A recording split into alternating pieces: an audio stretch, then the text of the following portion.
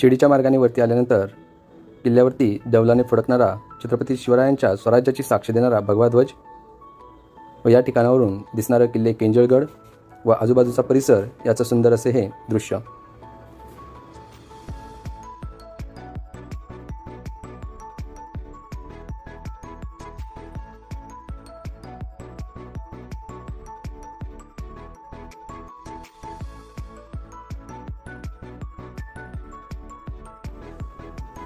किल्ले रायरेश्वरची एक व्हिडिओ अगोदर आपण केलेली आहे. त्यामध्ये मी एकटाच होतो, परंतु इथं माझ्याबरोबर असलेले माझे सहकारी ध्वजस्तंभापासून रायरेश्वर मंदिराकडे मार्गस्थ झालेले हे सहकारी. तिथून थोडे पुढे आल्यानंतर किल्ल्यावरती असलेलं छोटंसं पाण्याचं तळे